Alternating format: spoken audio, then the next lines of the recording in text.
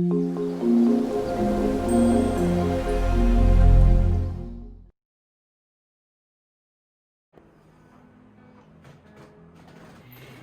Diwali guys, wish you all a very very very happy Diwali.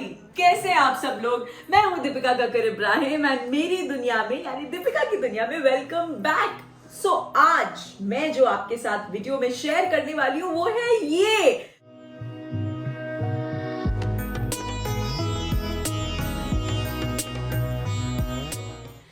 सबसे पहले मेरी फेवरेट स्वीट्स जो है दिवाली की, जो मुझे बहुत पसंद है, जो मैं हर साल बनाती हूँ, मैं उनकी रेसिपीज आपके साथ शेयर करूंगी। सबसे पहले करंजी, बेसन के लड्डू, पोहे का चिवड़ा एंड कारा सेव, ये सब की रेसिपीज मैं शेयर करूंगी। त्योहार है, सजावट तो जरूरी है ना, तो हम किस तरह से अपने घर को सजा सकते हैं, अपनी टेबल्स को सजा सकते हैं, मैं वो आपके साथ शेयर करूंगी। शुरू करें? तो चलिए, सबसे पहले हम बनाएंगे पोहे का चिवड़ा, जो मैंने लोनावला जाते वक्त भी बनाया था। आप में से कई लोगों ने उसकी रेसिपी भी पूछी थी, तो सबसे पहले उसके इंग्रेडिएंट्स बताती हूँ। आई ये मैंने लिया है पतला पोहा 500 ग्राम्स। चिवड़ा आप जब भी बनाते हो उसका पतला पोहा अलग आता है, इस वाले चिवड़े के लिए हम वही यूज करते हैं। ये है 500 ग्राम्स का पैकेट। ये मैंने ली है सॉफ्ट चना दाल 1 कटोरी, ये पीनट्स 1 कटोरी एंड ये खोपरा जो है लगभग हाफ मैंने इस तरह से स्लाइस कर लिया है। और यहाँ पे है खूब सारा कड़ी पत्ता एंड ये मैंने 7 to 8 ग्रीन चिलीज ली हैं, जो इस तरह से मैंने बड़े बड़े टुकड़े में काट ली है। और स्पाइसेस में मैंने लिया है, ये है हल्दी, ये है पाउडर्ड शुगर यानी पिसी हुई चीनी, और ये है नमक। अब हम जल्दी से स्टार्ट करते हैं, क्योंकि मुझे आज बहुत कुछ आपको दिखाना है, तो वीडियो बहुत लंबा हो जाएगा। अभी मैंने यहाँ पे कढ़ाई में तेल अच्छी तरह से गरम कर लिया है। इसमें मैं एक एक करके ये सब फ्राई करूंगी। एक साथ फ्राई नहीं करेंगे, क्योंकि सबके फ्राई हो जाने की कंसिस्टेंसी या टाइम पीरियड अलग होता है, तो हम एक एक करके फ्राई करेंगे। सबसे पहले मैं डाल रही हूँ चना दाल।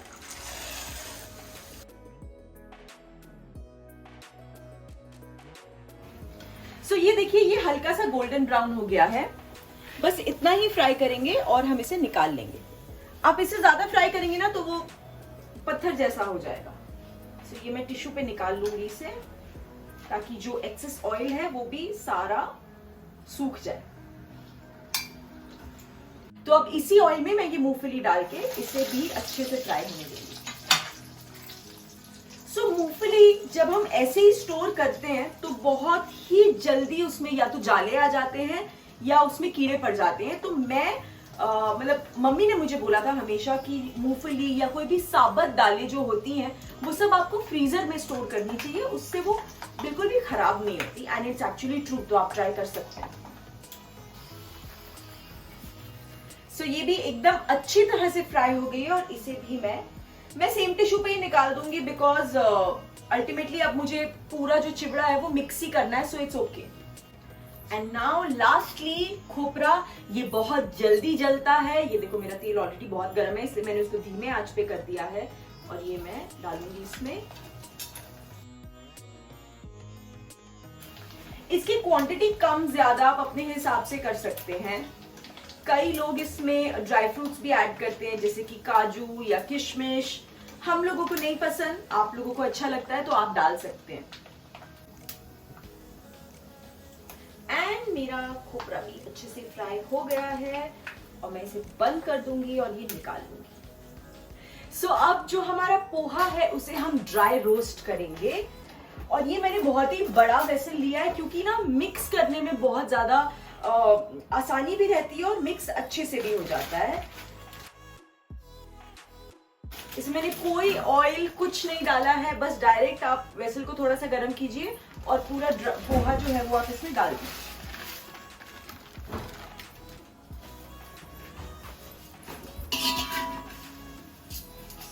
आप अच्छे से मिक्स करते रहेंगे। ये पोहा जो है इस तरह से हल्का हल्का कर्ल हो जाता है, पूरा नहीं आपको करना है। इस हिसाब से आपको समझ में आएगा कि वो भून चुका है। बस दैट्स इट, उससे ज्यादा आपको बिल्कुल नहीं करना। ये मैंने फ्लेम ऑफ कर दी है और इसे हम एक दूसरे वेसल में निकाल देंगे, क्योंकि जो फाइनल मिक्सिंग है वो मैं इसी वेसल में करूंगी। सो फाइनल मिक्सिंग के लिए सबसे पहले मैं इसमें थोड़ा सा ऑयल लूंगी, उसके बाद मैं इसमें डालूंगी कड़ी पत्ता एंड हरी मिर्च।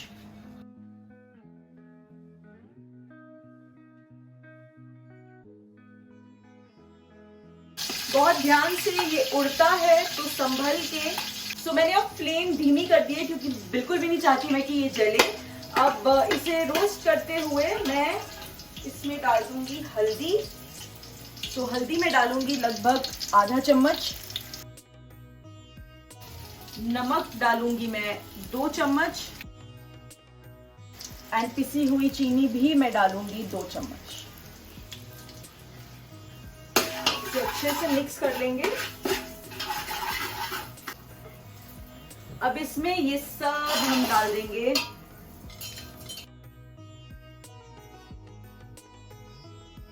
हमारा जो पोहा है वो भी इसमें, और अब इसे आपको अच्छे से मिक्स करना है। ध्यान रखिए स्लो फ्लेम पे, फ्लेम बिल्कुल भी नहीं बढ़ाना है।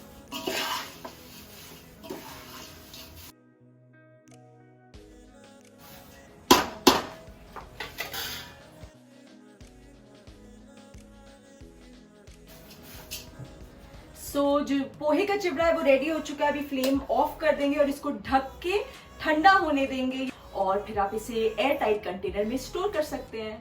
तो अब हम बनाएंगे करंजी।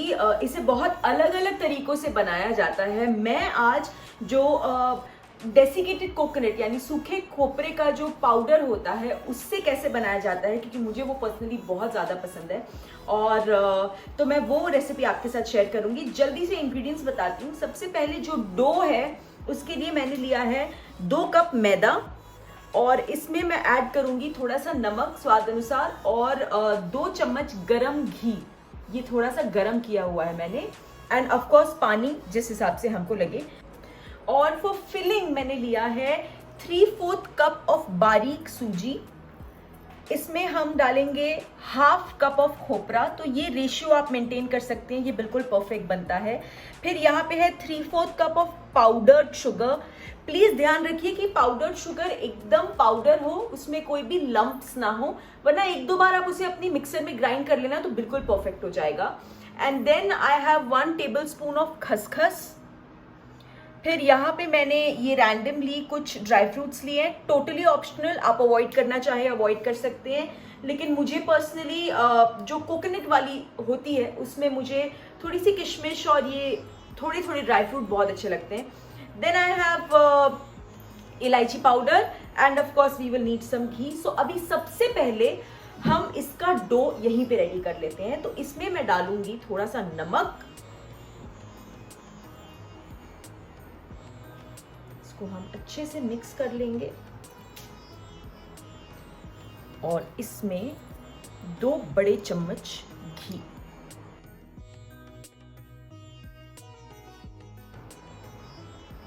कई लोग कवरिंग में भी सूजी डालते हैं, मैं नहीं डालती, पर वो ऑप्शनल होता है, कई लोग डालते हैं। घी अच्छी तरह से मिक्स कर लेने के बाद आप थोड़ा थोड़ा पानी ऐड करके इसे गूंदेंगे। सो ये मैं करीब पिछले 5 मिनट से गूंद रही हूँ। 5 मिनट सुनने में कम लगता है, लेकिन बाय द क्लॉक गूंदने टाइम बहुत ज़्यादा लगता है। सो ये आपको बहुत अच्छे से लंबे समय तक गूंदते रहना है, बिकॉज ये अच्छा सॉफ्ट होना बहुत ज़रूरी है। तो इसका कोई शॉर्टकट नहीं है। अब इसे अच्छे से 5 से 7 मिनट तक नॉन स्टॉप गूंदते रहेंगे। सो ये मेरा डो हो गया है रेडी। अब मैं इसे कवर करके रख दूंगी आधे घंटे के लिए, तब तक हम इसकी फिलिंग रेडी करते हैं। चलिए, ये मैंने एक कढ़ाई ले ली है। इसमें सबसे पहले जो खोपरा है उसे हम ड्राई रोस्ट कर लेंगे। बहुत लोग फ्रेश कोकोनट से भी बनाते हैं।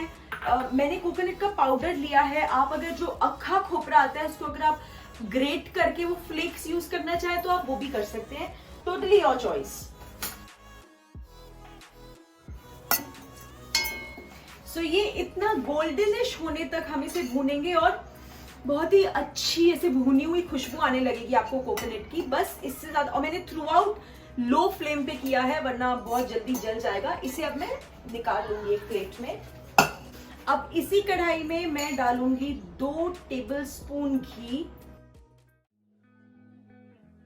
और जो सूजी है वो मैं घी में डाल दूंगी। इसे भी हम लो फ्लेम पे अच्छे से भूनेंगे। अब ये मैंने लगभग 3 से 4 मिनट तक भून लिया है। अब मैं इसमें डालूंगी खसखस एंड ये जो सारे ड्राई फ्रूट्स हैं। इसे थोड़ी देर और भूनूंगी, 1 मिनट के आसपास। एंड अब लास्ट में जो खोपरा हमने रोस्ट करके रखा था वो पूरा हम इसमें डाल देंगे।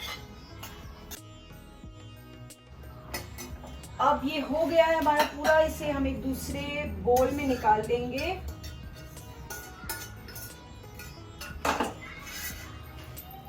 अब इसे हम थोड़ी देर रहने देंगे, इसे अच्छे से ठंडा होने देंगे। उसके बाद हम इसमें डालेंगे पाउडर्ड शुगर और इलायची पाउडर, और फिर हम अपनी फिलिंग्स डाल के करंजी रेडी करेंगे।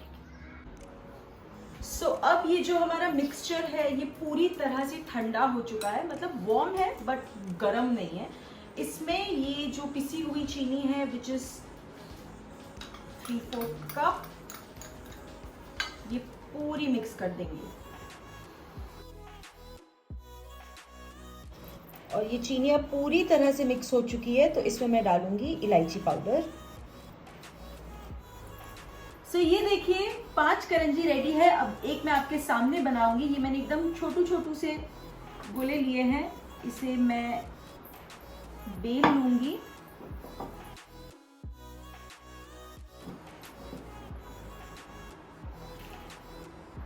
अब इसमें ऑल ओवर बॉर्डर पे जो है वो पानी लगा देंगे, ताकि जब हम उसको क्लोज करें तो वो अच्छी तरह से चिपक जाए। और फिर इस तरह से हाथ में लेके 1 चम्मच स्टफिंग, और इसे हम क्लोज कर देंगे।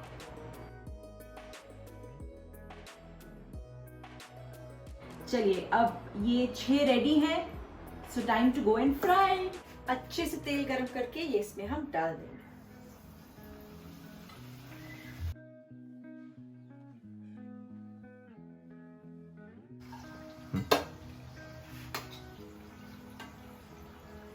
ये हमारी करंजी रेडी है।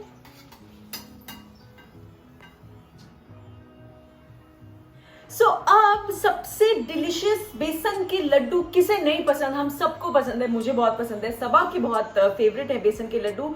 बहुत सिंपल इंग्रेडिएंट्स है, बस इसमें मेहनत थोड़ी ज्यादा लगती है और वक्त बहुत ज्यादा जाता है। तो मैंने यहाँ पे लिया है 2 कप बेसन। 2 कप बेसन के लिए मैं लूंगी आधा कप पिघला हुआ घी एंड 1 कप शुगर एंड थोड़ा सा आपको लगेगा इलायची पाउडर। दैट्स इट, इतने ही इंग्रेडिएंट्स हैं। आप चाहें तो थोड़े काजू बादाम जो भी अपने हिसाब से ऐड कर सकते हैं। मैं कुछ नहीं डालती, मुझे ऐसे ही प्लेन बहुत अच्छे लगते हैं। तो चलिए शुरू करते हैं। पहले कढ़ाई में सिर्फ 2 चम्मच घी हम लेंगे, पूरा नहीं लेंगे। आप पूरा घी डाल के बेसन डाल के भी भून सकते हैं, पर उस तरीके से बेसन को भूनने में और ज्यादा वक्त लगता है, तो इसलिए हम पहले ऐसे स्टार्ट करेंगे। अगर आप ड्राई फ्रूट्स डालना चाह रहे हैं तो इस पॉइंट पे पहले आप अपना काजू रोस्ट करके उसे साइड में निकालेंगे, फिर इसमें आप बेसन भूनेंगे। तो ये बेसन छानना बहुत जरूरी है। जो लंप्स होते हैं बेसन में वो हटाने के लिए बेसन को छानना बहुत ज्यादा जरूरी है। तो इस घी में अब मैं ये पूरा बेसन डाल दूंगी। And now the bhunowing begins for a very long time। और इसे आपको लो फ्लेम पे भूनना है, क्योंकि आप डेफिनेटली बेसन जलता बहुत जल्दी है। सो आप इसे भूनते जाइए। सो इसे लगभग मैंने 5 से 7 मिनट जो है वो लो फ्लेम पे भूना है, और हल्का सा आपको कलर चेंज महसूस होगा और खुशबू भी आने लगेगी। इस स्टेज तक हमें इसे भूनते रहना है। एंड मैं कॉन्स्टेंटली इसे इस तरह से प्रेस करती जा रही हूं ताकि कोई भी लंप्स फॉर्म ना हो। अब जो बचा हुआ घी है वो हम इसमें पूरा डाल देंगे।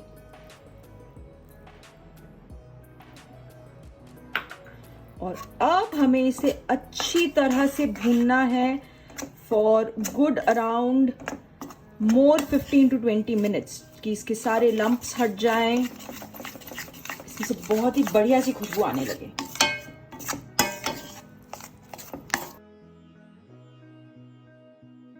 सो ये देखिए, ये जो हमारा बेसन है ये पूरी तरह से अच्छे से एकदम भुन चुका है।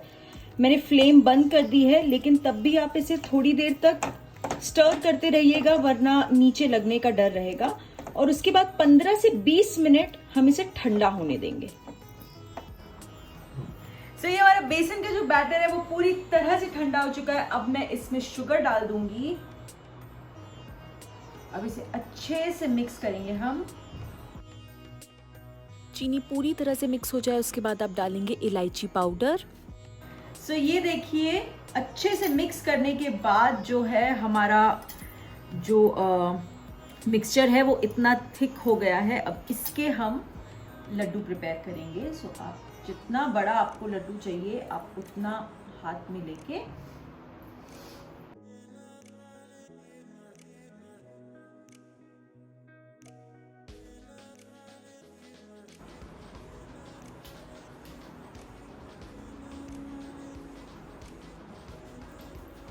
अब जो मैं बना रही हूँ इसे कहते हैं कारा सेव। ये मुझे पर्सनली बहुत पसंद है, and if I am not wrong it's a south Indian delicacy, क्योंकि मैंने पहली बार ये अनुषा के घर पे खाया था। सो ओके, सो यहाँ पे मैंने लिया है 1 कप ऑफ बेसन and 1 cup of rice flour. इसे हम डाल देंगे एक बोल में।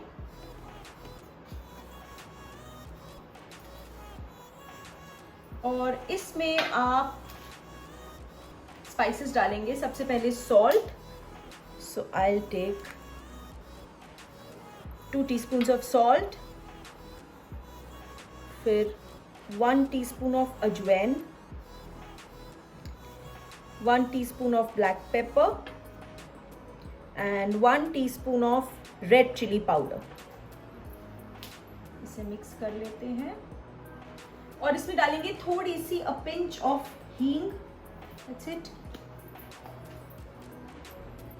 अब ये है गरम ऑयल, ये हम इसमें डालेंगे 2 बड़े चम्मच। और फिर इसमें हमें डालना है पानी थोड़ा थोड़ा करके।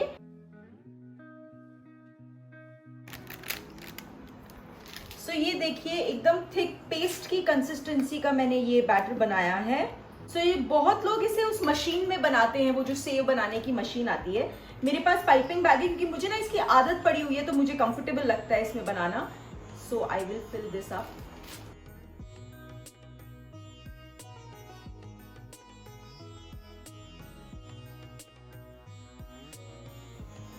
सो ये ऑयल अच्छे से गर्म हो गया है, प्लस मैंने ये जितनी थिकनेस मुझे चाहिए सेव की, मैंने कोन को कट कर लिया है। अब मैं इसमें ये डालती जाऊंगी।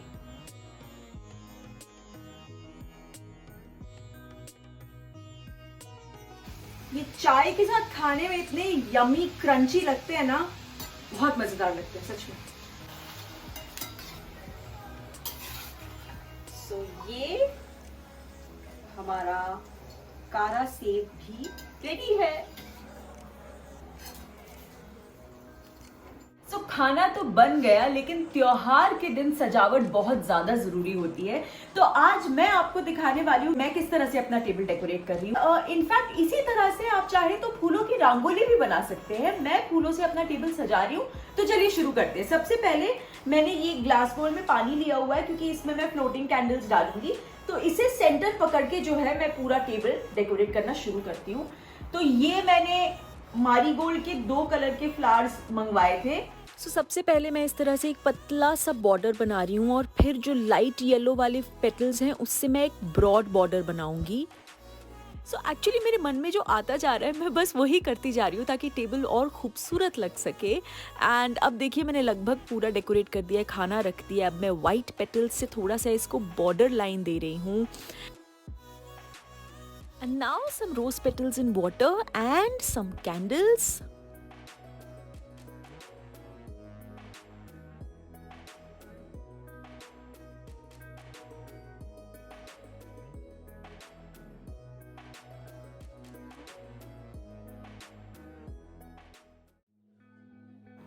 सो गाइज, ये है मेरी पूरी दिवाली की प्रिपरेशन जो मैंने आपके साथ शेयर की। मैंने स्वीट्स की रेसिपीज शेयर की, प्लस ये ब्यूटीफुल सा डेकोरेशन मैंने आपके साथ शेयर किया। यू नो, आप लोग फ्लावर्स के साथ बहुत प्ले अराउंड कर सकते हो। जो मैंने टेबल पे डेकोरेशन किया है, ऑब्वियसली वो आप अपने टेबल्स पे तो कर ही सकते हो। जैसे अगर आपका कोई टेबल है जहां पे आपको स्वीट्स रखनी है कि आते जाते कोई उसमें से लेके खा पाए, तो आप उसे इस तरह से डेकोरेट कर सकते हो।